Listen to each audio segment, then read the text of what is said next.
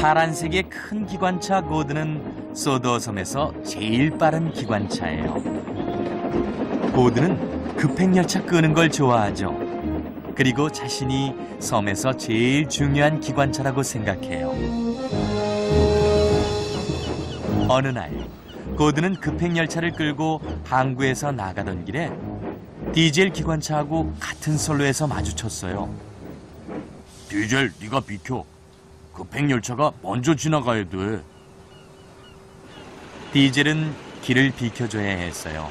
그래서 기분이 상했죠. 전기기관차들은 오래돼서 이제 힘이 다 빠졌을 거야. 사장님이 그걸 아시면 아마 다 폐차해버리실걸. 폐차한다고? 난 지금도 예전처럼 빨라. 고드는 아름다운 시골길을 쌩쌩 달렸어요. 날씨도 아주 좋았죠. 그런데 삐걱삐걱 이상한 소리가 나기 시작했어요. 고드는 걱정이 됐죠. 삐걱대는 소리는 뭔가 잘못됐다는 신호일 수 있거든요. 디젤 말대로 이러다 폐차가 되면 어쩌지? 고드는 삐걱대며 언덕길에 들어섰어요. 그리고 가파른 언덕을 오르느라 속도가 줄었죠. 그런데 천천히 가니까 삐걱대는 소리가 잘 안 들리지 뭐예요? 그래, 천천히 가면 아무도 삐걱대는 소리를 못 듣겠구나. 그 후 고드는 천천히 달렸어요.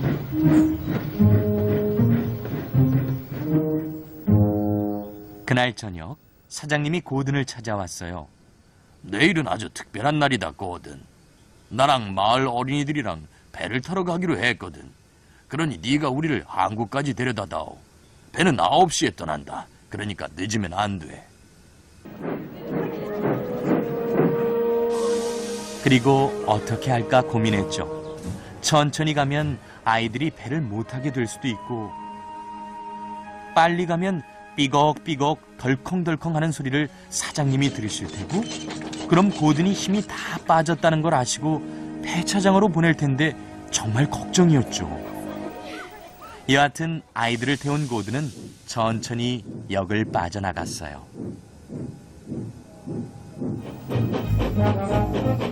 고든은 아무 일 없기를 바라면서 천천히 살살 달렸어요. 하지만 사장님은 화가 났죠. 그래서 고든에게 호통을 치셨어요. 고든, 왜 이렇게 느릿느릿 가는 거냐? 빨리 안 가면 아이들이 배를 놓치게 돼. 그렇게 되면 안 되잖아.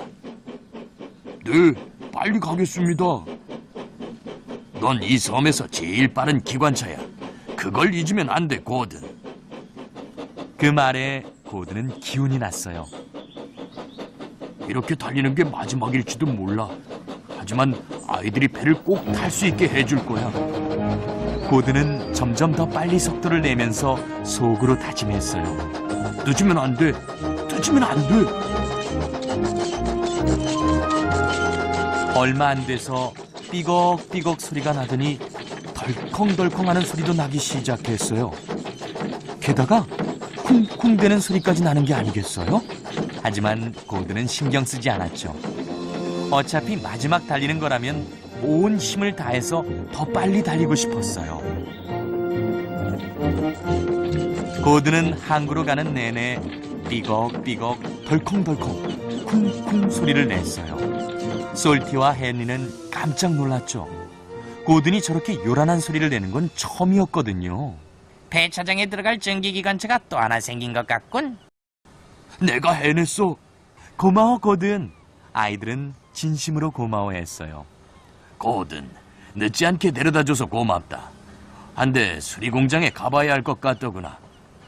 수리공장에 가보라고요? 그래, 이상한 소리가 많이 나더구나. 가서 엔진 검사도 받고 기름도 치고 해라.